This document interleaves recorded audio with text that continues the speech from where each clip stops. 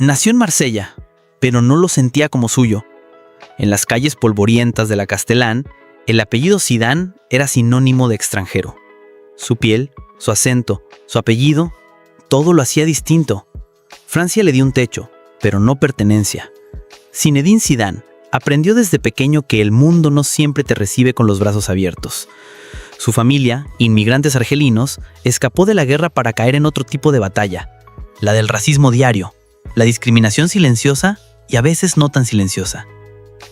Mientras su padre trabajaba de noche como vigilante y su madre mantenía el lugar con lo poco que había, Zizou se aferró a lo único que no le pedía pasaporte, el balón.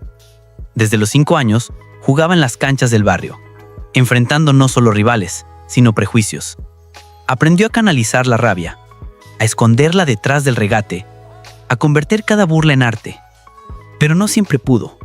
Cuando alguien cruzaba la línea, el niño callado respondía con los puños. Tenía un temperamento feroz, y el fútbol fue su única terapia. De joven practicó judo, alcanzó el cinturón verde. Quizás por eso, cuando explotaba, nadie lo frenaba. Sus ídolos no eran franceses, eran sudamericanos. Enzo Francescoli, elegante y letal, le enseñó que la clase no tiene nacionalidad. Lo admiró tanto que años después nombraría a su propio hijo Enzo, como una forma de agradecerle desde la distancia. Zidane era distinto. Lo sabían en casa, lo intuían en el barrio, lo temían en la cancha. Cuando entró a su primer club a los 9 años, fue el único con ascendencia árabe. Lo insultaban, lo apartaban, pero no pudieron con él. Eligió responder como mejor sabía, con el balón pegado al pie y la mirada en el horizonte. A los 17 años, Zidane dejó de ser promesa para convertirse en realidad. En su debut con el Cannes, el chico de mirada seria y zurda mágica empezó a escribir su nombre en la historia. Su estilo era una mezcla de calma y fuego, de precisión quirúrgica y talento explosivo. El balón parecía obedecerle. En sus botas no era una herramienta, era una extensión de su cuerpo. Marcó 6 goles en 71 partidos con el Cannes. Pero lo que asombraba no eran las estadísticas, sino la sensación de que siempre estaba a punto de hacer algo imposible. En cada partido, se enfrentaba a defensas y a los fantasmas de su infancia. Su forma de jugar era una respuesta elegante al odio que alguna vez lo rodeó. Cuando llegó al Burdeos, ya no era un desconocido. Ahora todos hablaban del mago francés con sangre argelina. En el Burdeos, alcanzó otro nivel. Se convirtió en arquitecto del juego, en director de orquesta. En la temporada 1995 levantó la Copa de la UEFA y registró 12 goles y 18 asistencias.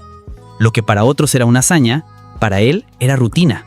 Cada pase, cada ruleta, cada disparo desde fuera del área tenía una marca personal, la elegancia.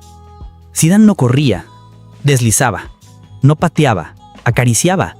Su estilo no era vistoso por buscar aplausos, era natural, fluía. Lo suyo era una danza entre el caos y la geometría. Francia lo necesitaba. La selección mayor le abrió las puertas y con la camiseta azul comenzó a deslumbrar al mundo. Pero el verdadero salto llegaría desde Italia. La Juventus, la vieja señora, pagó una cifra modesta por un talento incalculable. Zinedine Zidane aterrizaba en el club más poderoso de Europa y estaba listo para tomarlo por asalto. En Turín, no tardaron en entender que no era un fichaje más. Zinedine Zidane era la mente y el alma de un equipo que ya era temido, pero que con él parecía invencible. Ganó la Supercopa de Europa, una Intercontinental y 2 títulos de Liga, en tiempo récord. Pero aún con todos esos logros, había una deuda que solo el mayor escenario del fútbol podía saldar: un mundial. En 1998, Francia recibía la Copa del Mundo como anfitrión.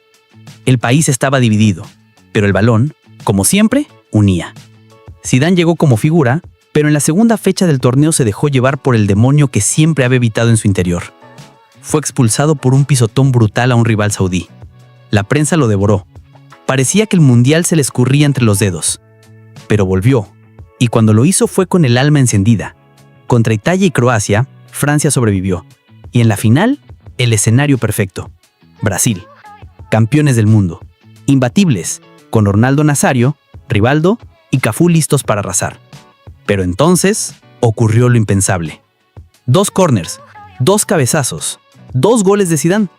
Silencio en el mundo. Éxtasis en París. Francia ganaba 3-0 y Zizou era elevado a la eternidad. Ese día, Un chico hijo de inmigrantes levantó la copa del mundo y cambió la historia de un país que alguna vez lo había hecho sentir extranjero. Recibió el Balón de Oro. Fue elegido el mejor jugador del planeta. Y 2 años más tarde, en la Eurocopa 2000, volvió a demostrar que no era casualidad. Francia también ganó. Zidane era el centro de todo. No necesitaba hablar. Jugaba. Y el mundo entendía. Pero aún faltaba una última estación. El lugar donde su leyenda encontraría su cumbre. Madrid. En 2001, el Real Madrid sacudió al planeta. Pagó 77 millones de euros por Zinedine Zidane, rompiendo todos los récords. No era solo un fichaje, era una declaración de poder.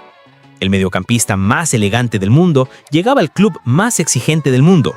Vestir de blanco no era una presión, era su destino. En su primera temporada, Zidane no tardó en escribir una de las páginas más gloriosas del club.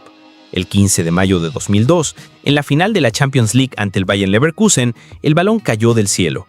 Zidane esperó, lo midió y con su zurda golpeó como si estuviera pintando.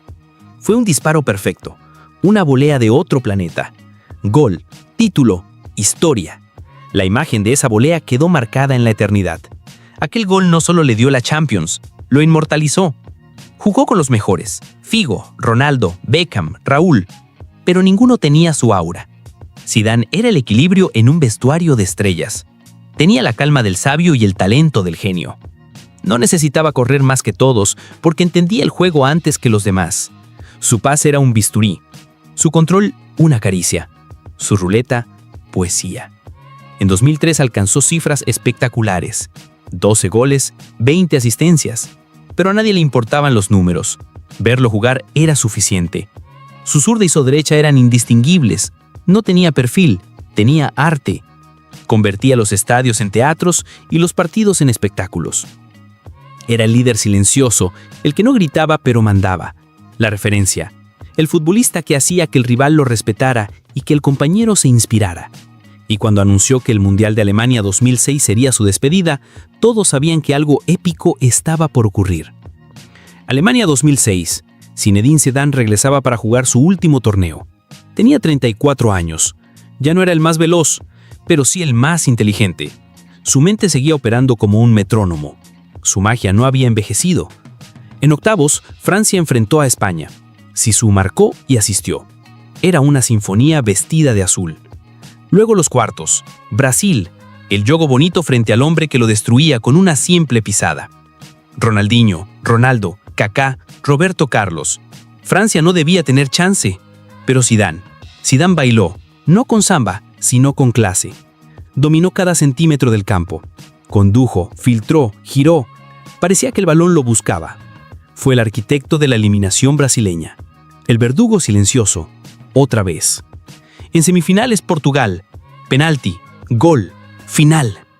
Zidane llegaba al último partido de su vida. Era el cierre perfecto. Retirarse como campeón del mundo. El rival, Italia. A los 7 minutos penal para Francia. Zidane lo lanza con una Panenka en una final del mundo. Contra Buffon. Una locura. El balón pegó en el travesaño y entró. Francia arriba, pero Materazzi igualó. Y entonces ocurrió lo impensado. Minuto 110. Una provocación. Un insulto. Materazzi cruzó la línea. Zidane se detuvo, giró, lo miró y le hundió el pecho con un cabezazo. Roja directa. Silencio en el estadio. El rey abandonaba el campo sin mirar atrás. Su último acto en una cancha fue un estallido de rabia. Francia perdió por penales. La imagen final, Zinedine Zidane caminando solo por el túnel. El mundo entero viendo cómo se apagaba una estrella.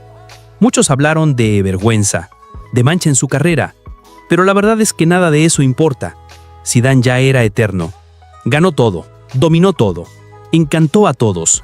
Fue el futbolista más elegante, impredecible y humano que pisó un campo. No necesitó una despedida perfecta, porque su historia ya era perfecta.